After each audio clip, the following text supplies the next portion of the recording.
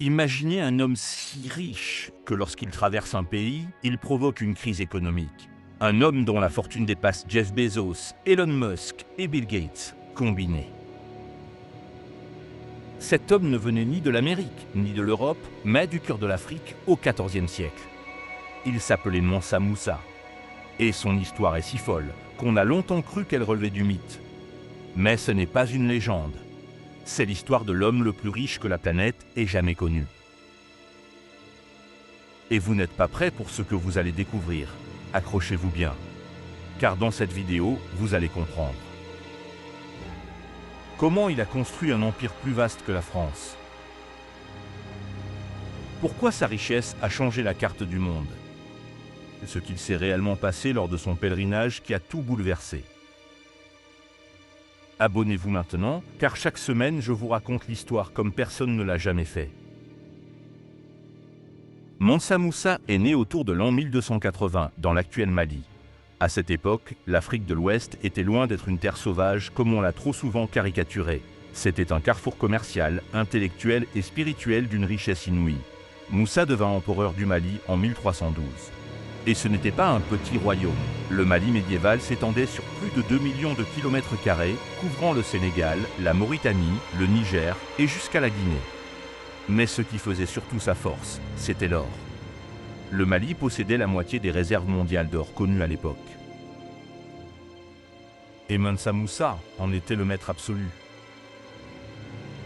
Aujourd'hui, on estime que la fortune de Mansa Moussa en dollars actuels atteindrait plus de 400 milliards. Oui, 400 milliards. Pour vous donner une idée,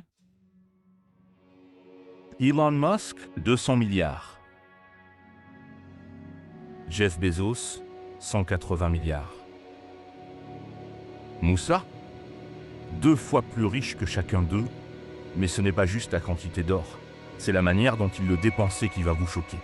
Il construisait des mosquées, des écoles, des bibliothèques, et finançait des intellectuels venus du monde entier.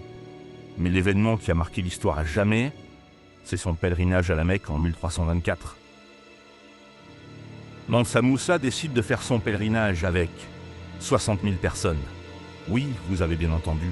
60 000 hommes, esclaves, soldats, femmes, dignitaires, et surtout 80 chameaux transportant chacun plus de 130 kilos d'or. Sur le chemin, il fait escale au Caire en Égypte. Et là, il fait un truc complètement fou. Il distribue de l'or à tout le monde. Il en offre aux pauvres, il en donne aux commerçants, il en échange à perte. Résultat, il fait chuter la valeur de l'or pendant plus de 10 ans. L'économie du Caire s'effondre à cause de sa générosité extravagante.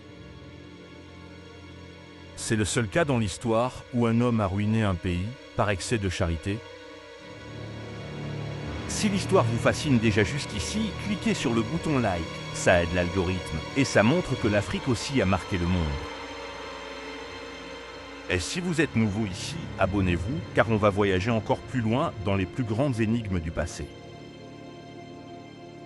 Après son retour, il fait de Tombouctou la capitale intellectuelle de l'Afrique.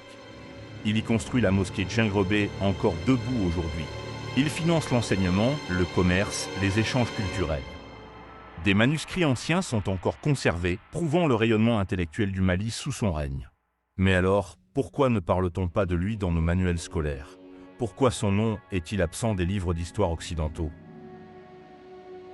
Peut-être parce que cette histoire dérange point parce qu'elle bouscule les idées reçues, point parce qu'elle nous montre que l'Afrique n'a pas seulement été colonisée, elle a aussi construit des empires, produit des génies et dirigé le monde. Mansa Moussa, l'homme le plus riche de l'histoire, n'a pas laissé derrière lui des comptes en banque. Il a laissé un héritage spirituel, culturel et politique qui résonne encore aujourd'hui. Alors si vous avez aimé cette vidéo, laissez un commentaire avec honneur à Moussa et dites-moi quel autre héros méconnu de l'histoire vous voulez découvrir. Partagez cette vidéo à ceux qui croient que l'histoire africaine a commencé avec l'esclavage. Et abonnez-vous maintenant, car la semaine prochaine, on parlera d'un autre personnage oublié. Un homme qui a survécu à 2 bombes atomiques. À très vite pour la suite.